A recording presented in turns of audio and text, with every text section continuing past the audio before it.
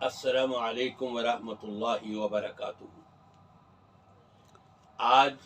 23 مارچ 2022 ہے۔ پاکستان بنانے کے لیے جو قرارداد پیش ہوئی تھی، اس میں کوئی شک نہیں، وہ کلمے کی بنیاد پر تھی، اسلام کے نام پر تھی، اسلام کے اوپر آزادی سے عمل کرنے کی خواہش اور جذبات کے تحت تھی۔ ایک ولولہ تھا، ایمانی جذبہ تھا ہمارے ان بزرگوں کے اندر کہ جنہوں نے یہ آواز اٹھائی،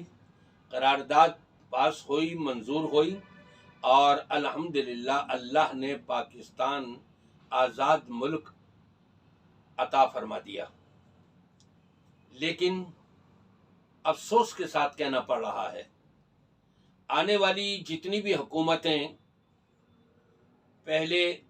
جو بدتر حکومت تھی، بعد میں آنے والی اس سے بدتر، بعد میں آنے والی اس سے بدتر، ہر حکومت کے اندر یہی ہوتا رہا کہ پہلے سے بدتر حکومت آتی رہی۔ اگرچہ وعدے ان کے بہت کچھ ہوئے، دعوے بہت کچھ ہوئے، لیکن سب یو ٹرن لے کر کے اپنی جیبیں بھر کر کے یہاں سے جاتے رہے۔ آج ضرورت ہے اس بات کی، قرارداد پاکستان کے اوپر نظر رکھتے ہوئے اور پاکستان کو جو اسلامی مملکت بنانے کا جذبہ تھا، جس کے تحت لاکھوں افراد نے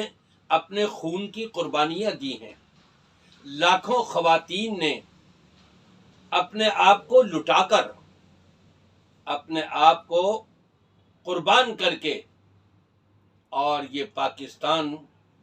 حاصل کرنے کے لیے جو ان کی کوششیں تھیں اور وہ کوششیں رنگ لائیں اللہ کے حکم سے،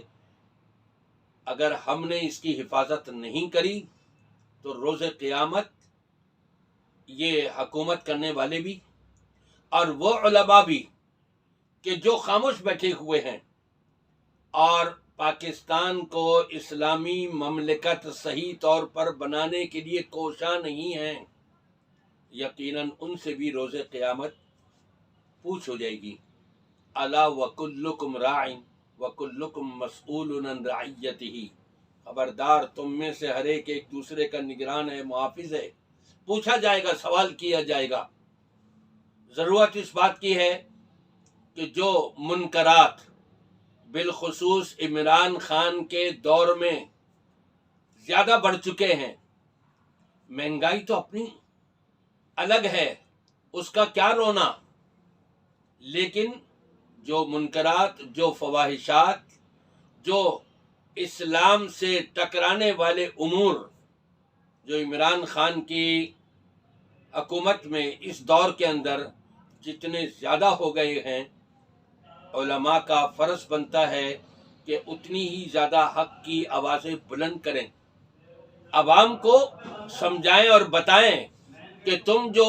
ووٹ دیتے ہو، نوٹ لے کر ووٹ دیتے ہو، تو یہ نوٹ دے کر ووٹ لینے والے تمہارے ہی خون پسینے کو اس سے کھیل کرتے ہیں، تم کو ہی لوٹتے ہیں۔ دیکھیں کس طرح سے لوٹا جا رہا ہے، غربت پہ غربت کر کے، کتنی مہنگائی کی جا رہی ہے۔ جب عمران خان کی حکومت سے قبل ڈالر 97-98 تھا، اور آج دیکھ لیجئے ابھی 3 سال ہوئے ہیں اس کو، اور ڈالر کہاں پہنچ گیا ہے؟ 185 پر، 183-85 یہ چل رہا ہے۔ غربت کتنی زیادہ بڑھ رہی ہے، یہ تو بعد میں پتہ لگے گا۔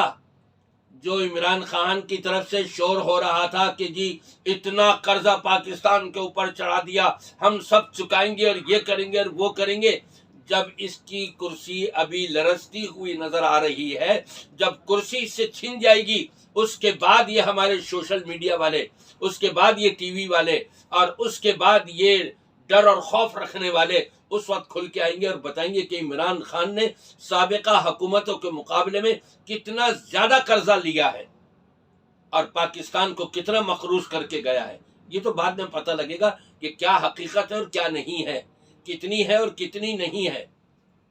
آج ضرورت ہے اس بات کی ہم عزم کریں 23 مارچ کی مناسبت سے کہ ہم نے پاکستان کو جس بنیاد پر حاصل کیا تھا، اللہ سے جو وعدے کیے تھے ہم نے، اس کو پورا کرنے کی کوشش کریں اور یہاں پر اسلام کا قانون نافذ ہو۔ اس کے لیے سب سے پہلے ضرورت ہے میں ہوں، آپ ہوں، ہم میں سے ہر ایک بالش کے اوپر، 1 فٹ کے اوپر کھڑے ہونے والا ہمارا یہ جسم، اس کے اوپر ہم اسلام کو نافذ کر لیں،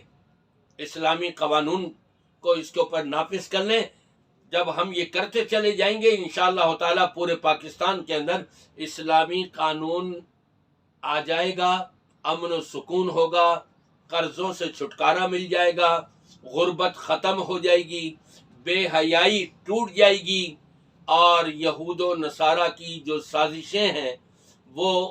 واپس پلٹتی ہوئی نظر آئیں گی۔ میری دعا ہے کہ اللہ تبارک و تعالی